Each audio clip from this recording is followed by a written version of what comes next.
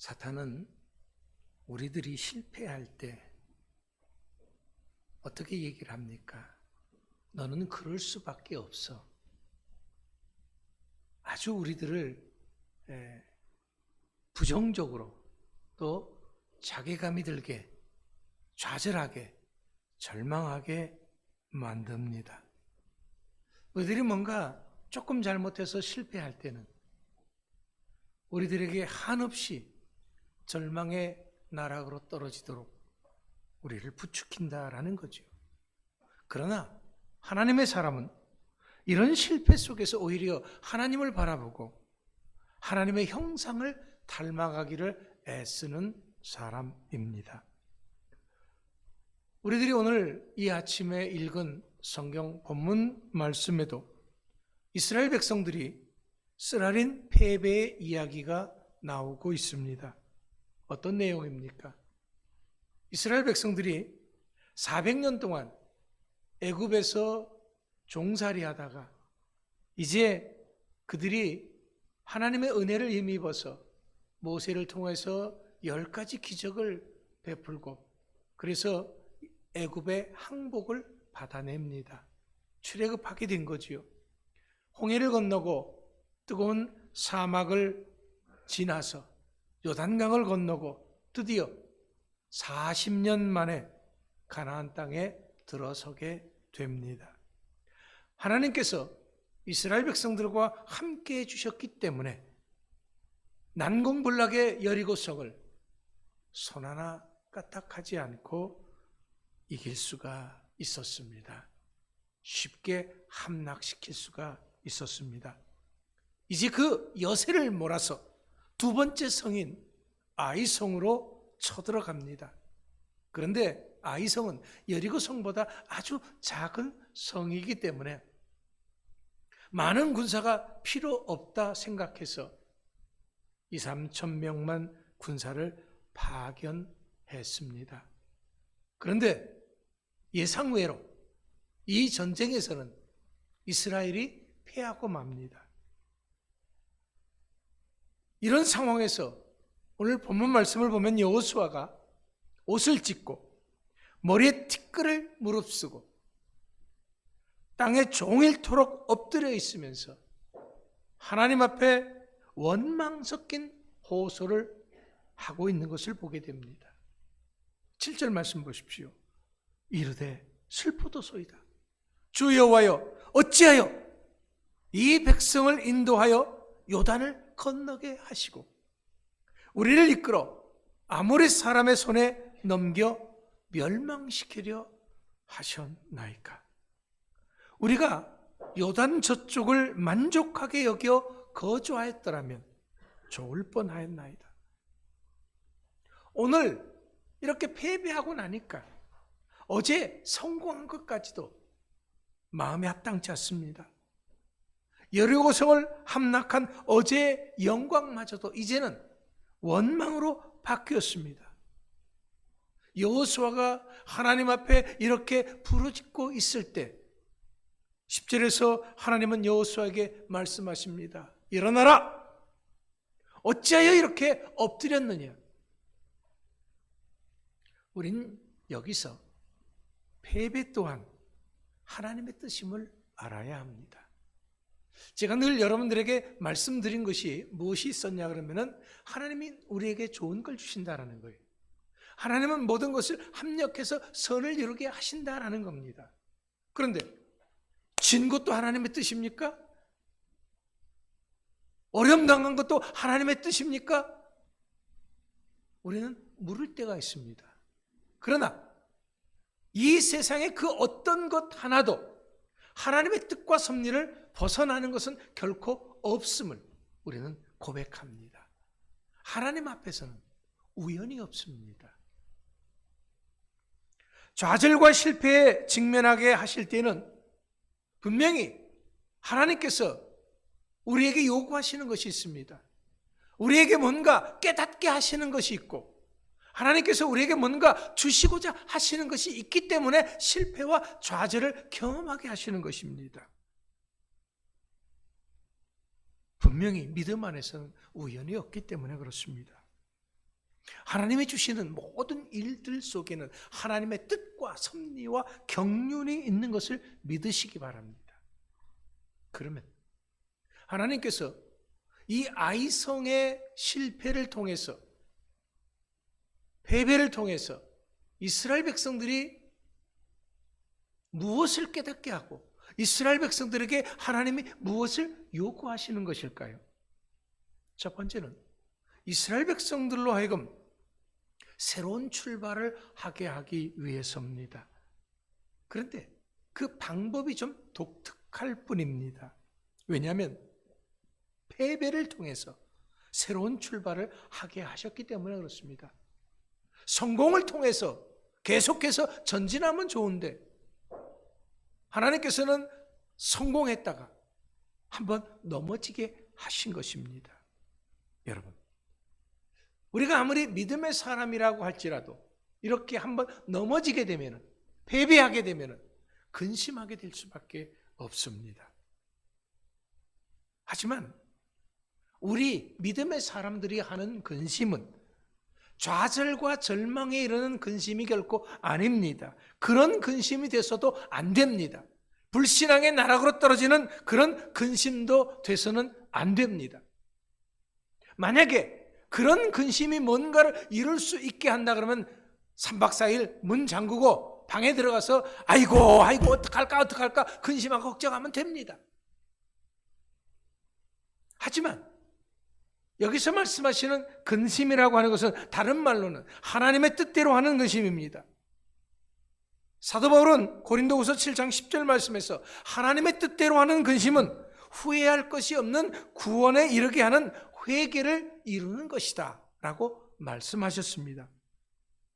그렇기 때문에 우리들이 어떤 일을 실패했을 때는 근심할 만큼 물론 근심해야 됩니다. 탄식할 만큼 탄식해야 됩니다. 아파할 만큼 아파하고 고민할 만큼 고민도 해야 됩니다. 왜? 그런 것을 겪은 후에 우리는 뭔가를 깨닫게 되기 때문에 그렇습니다. 왜냐하면 이스라엘 백성들의 패배는 하나님께서 왜 주셨느냐? 계속 승리하게 했으면 좋았을 텐데 왜 여리고성은 이겼는데 두 번째 작은 성에서 패하게 하셨느냐? 그것은 다시 한번 일어설 수 있는 좋은 기회가 되기 때문에 그렇습니다. 큰 성에서 전투에서 패했다면 많은 이스라엘 사람들이 죽었을 겁니다. 이스라엘에 미치는 영향이 컸을 겁니다.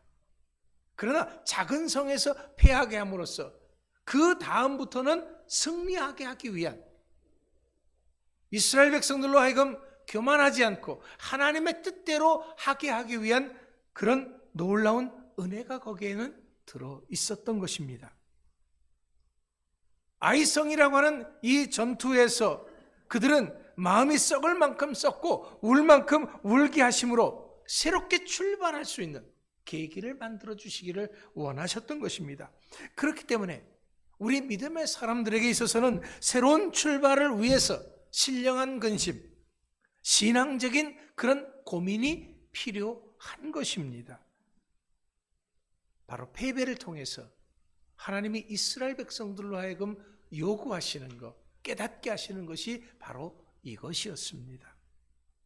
두 번째는 패배를 통해서 이스라엘 백성들이 미흡한 것이 무엇인가를 깨닫게 하시기를 요구하셨습니다.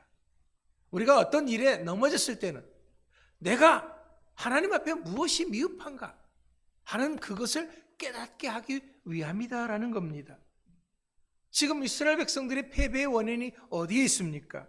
개인의 문제입니까? 아니면 누구와의 관계의 문제입니까? 아니면 가정의 문제입니까? 아니면 정신의 문제, 사회 문제, 경제 문제, 아니면 문화의 문제, 교육의 문제입니까? 사람들은 패배하면 패배하게 될 수밖에 없을 거라고 생각되는 그 모든 생각들을 하게 됩니다. 그러면 마지막에 가서는 결국에는 어떤 문제에 도달하게 되느냐라면요, 신앙적인 문제에 도달하게 됩니다.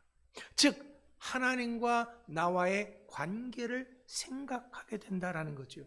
하나님께서는 이스라엘 백성들로 하여금, 우리들로 하여금 그 시점까지 도달하기를 원하시는 것입니다. 하나님은 내가 바라는 것, 내가 세상을 의지하는 것, 그거 다 끊어버리기를 원하시는 거죠. 인간의 지혜와 능력을 다 부정한 상태에서 깨끗한 마음으로 하나님 앞에 서기를 원합니다. 하나님과의 관계를 맺기를 원하신다라는 거지요. 하지만 이것은 결코 쉬운 것이 아닙니다. 본문에 보면은 여호수아 역시 이 점에 있어서 미흡했기 때문에 하나님께서는 그 원인이 어디에 있는가 하는 것을 다시 한번 깨닫기를 원하셨습니다. 근데 여호수아는 그 원인을 깨닫기를 살필 생각은 하지 않고, 하나님 왜 패배하게 했습니까?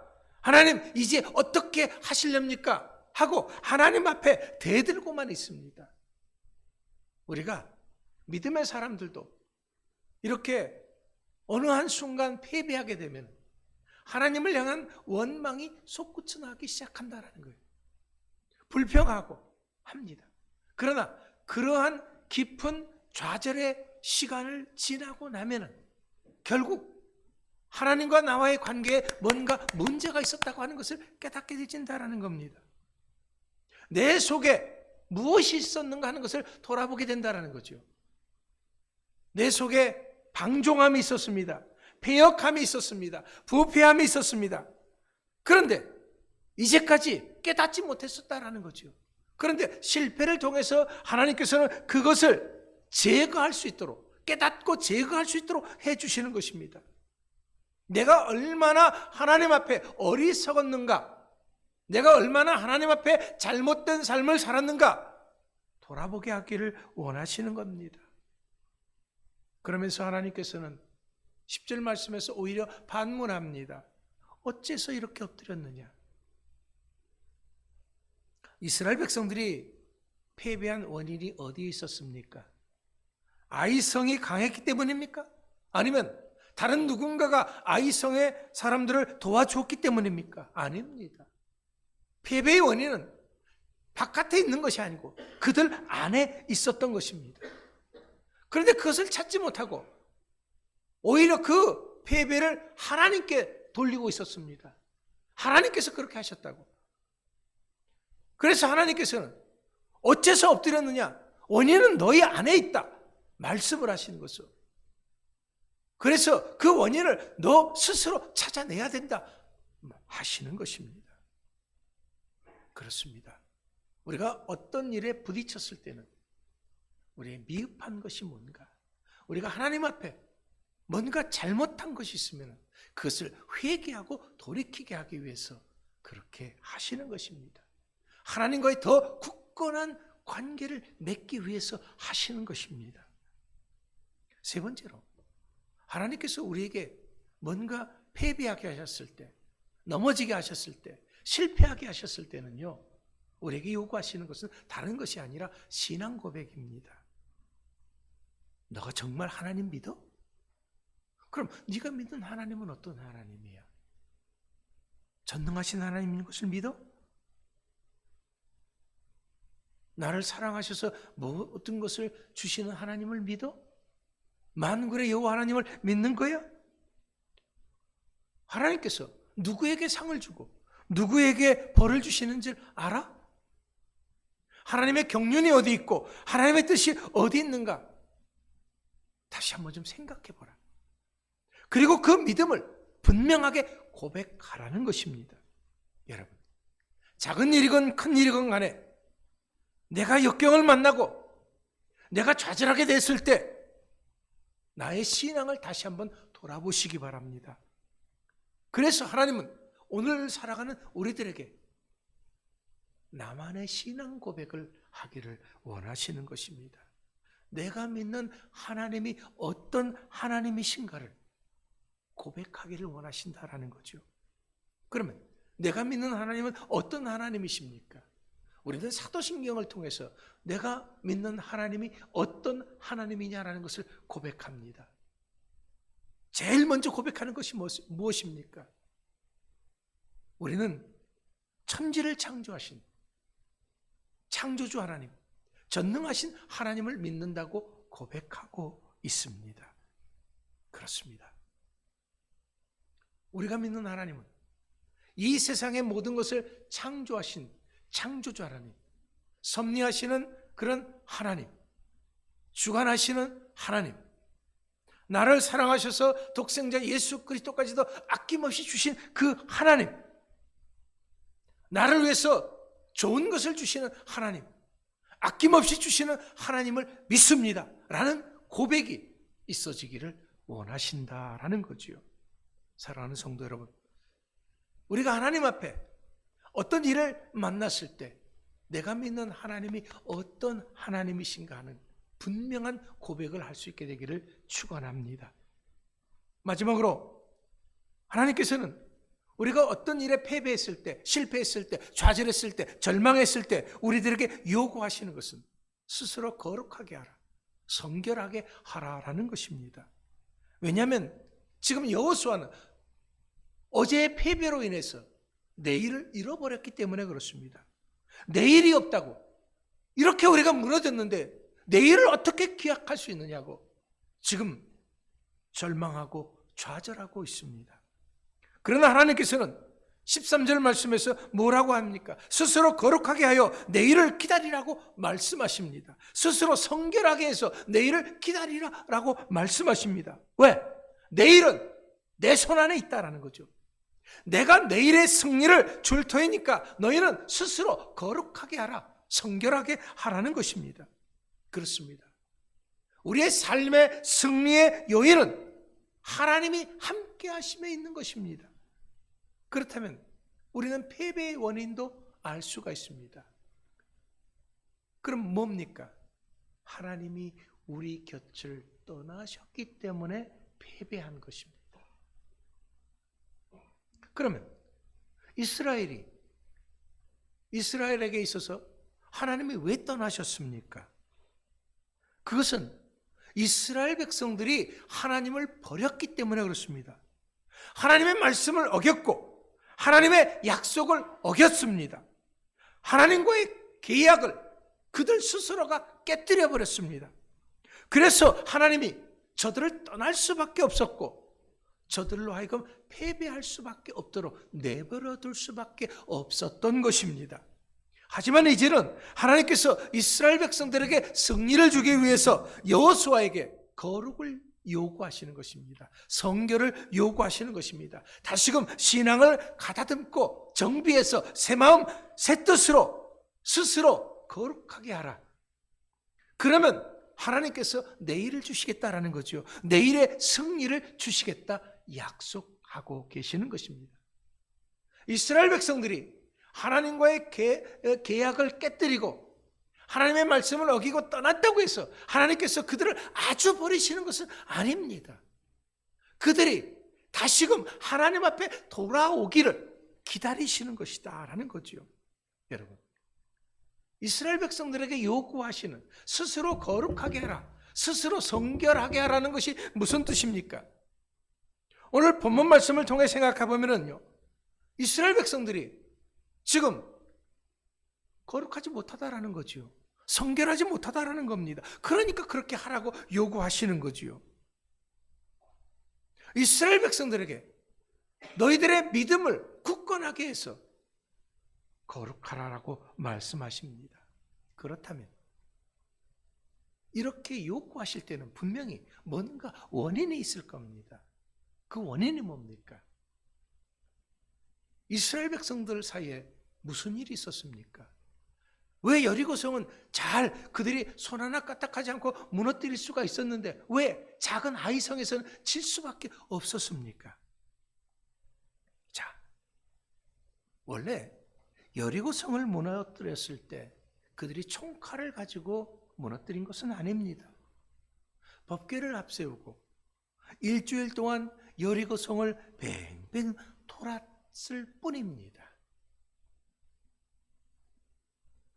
오직 이것은 하나님의 말씀에 따른 것입니다.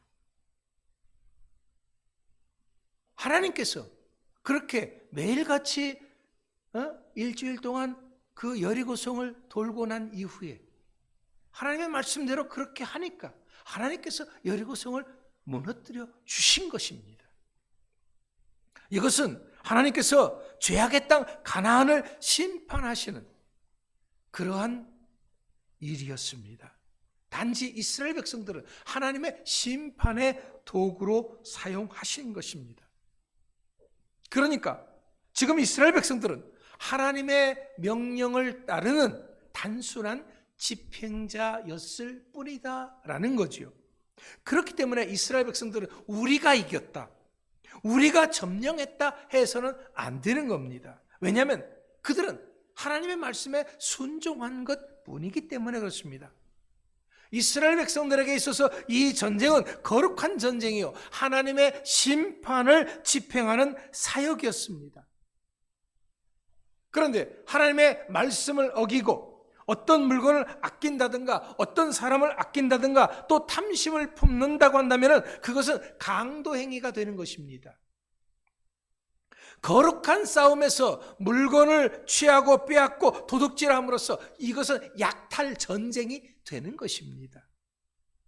그래서 스스로 거룩하게 하라, 정신 똑바로 차려라 라는 그런 말씀입니다. 그런데 이스라엘 백성들이 그러지 못했다라는 거지요.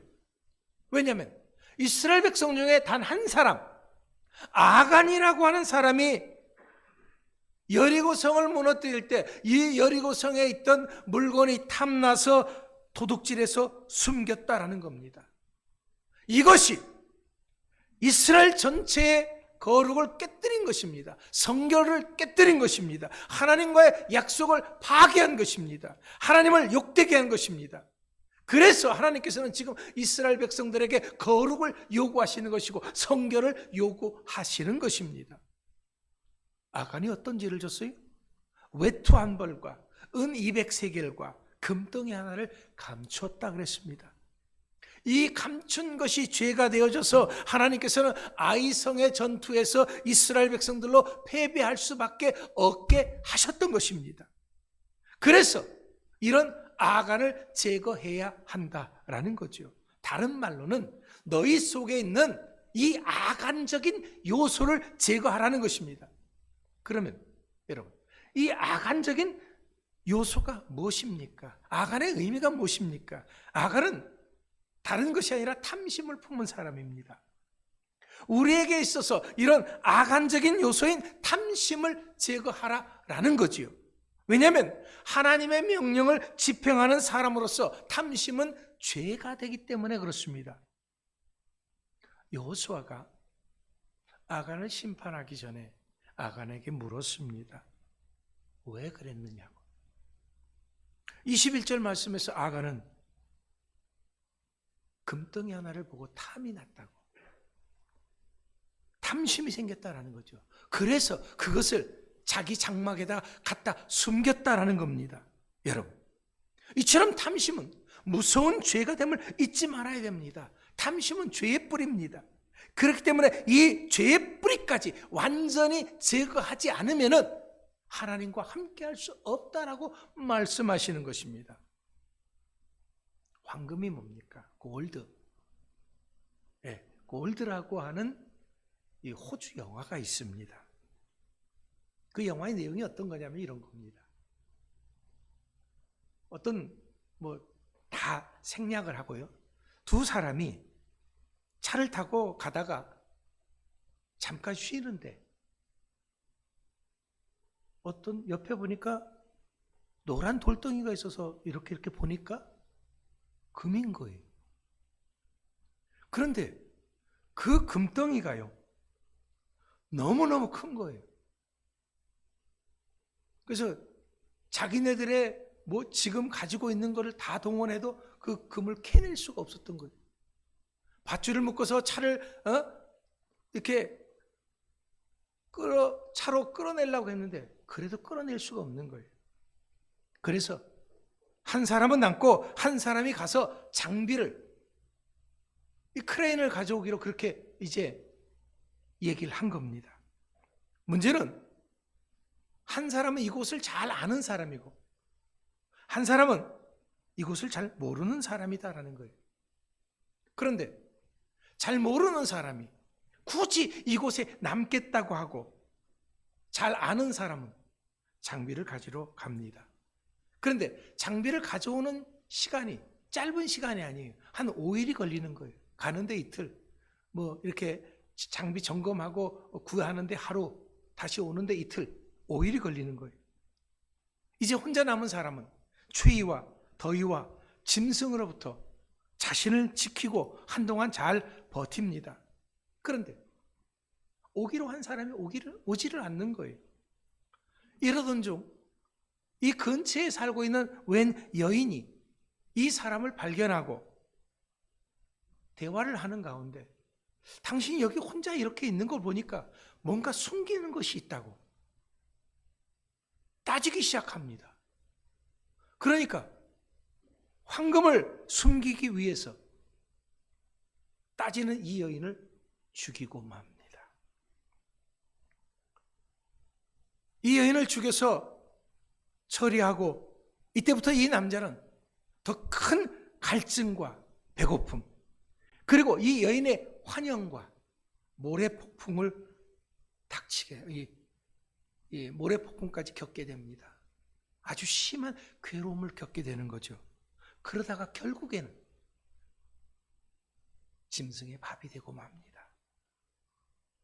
그런데요, 문제는 뭐냐면 이 사람이 이렇게 짐승의 밥이 되는 이 모든 상황을 차를 가지러 갔던 사람이 다 보고 있었던 겁니다. 왜? 자신이 그 황금을 다 차지하기 위해서 이곳에서 어떻게 대처할 줄 모르는 바로 그 사람이 죽기를 기다리고 있었던 겁니다. 황금을 지키던 사람이 죽고 나서 이 사람이 굴삭기를 가지고 이곳에 옵니다. 죽은 사람을 보면서 이제 저 황금은 드디어 내 것이다 생각하는 그 순간 어디선가 화살이 날아와서 그 화살에 맞고 이 사람도 결국에는 죽고 맙니다. 엄청난 황금을 차지하려다가 결국 두 사람은 다 비참하게 죽고 마는 그런 영화입니다. 이처럼 탐심에 사로잡힌 사람은 다른 그 어떤 것도 보이지 않습니다. 그 무슨 소리도 들리지 않습니다. 탐심에 사로잡힌 사람에게는 오직 나 하나밖에는 없다라는 거죠. 그렇기 때문에 남이야 어떻게 되든지 내 욕심만 챙기려고 하는 이 극단적인 이기주의, 이것이 그 사람을 멸망시키는 겁니다. 그래서 이것을 제거해야 된다라는 거죠. 이 탐심을 제거해야 된다라는 겁니다. 이것이 바로 이스라엘의 거룩성을 회복하는 것이다라는 거죠. 그래야지만이 이스라엘이 살 수가 있는 길이 열려진다라는 겁니다. 여러분, 죄는 숨긴다고 해서 숨겨지는 것은 아닙니다. 아간이 물건을 노략질하는 것은 하나님의 말씀을 어기는 것입니다. 그러나 하나님께서는 결코 이것을 용납하지 않으십니다. 왜냐하면 하나님은 만홀히 여김을 받으시는 분이 아니시기 때문에 그렇습니다. 우리도 반드시 이것을 알고 기억하고 있어야 합니다. 숨겨진 악을 향해서 하나님께서 화살을 쏘시는 것입니다. 회개하지 않는 죄, 감추어진 부정이 드러나기 전에, 즉 하나님께서 드러내시기 전에 나 스스로가 도려내야 합니다. 회개해야 됩니다. 나 스스로가 거룩성을 회복해야 한다라는 거죠. 패배의 원인을 제거하지 않고 내일을 기다리는 것은 망상입니다. 지난날의 패배의 원인을 깨끗하게 청산하면은 하나님께서 주시는 또 다른 내일의 승리를 맛볼 수 있게 되는 것입니다. 사랑하는 성도 여러분, 오늘 말씀을 통해서 하나님께서 우리에게 요구하시는 것이 무엇입니까? 패배에 대한, 실패와 좌절에 대한 신령한 근심이 필요하다는 것입니다. 내가 실패하고 넘어질 수밖에 없는 원인을 찾아서 제거하라는 것입니다. 그리고 다시 한번 하나님의 말씀에 순종하는 그러한 신앙 고백이 필요합니다.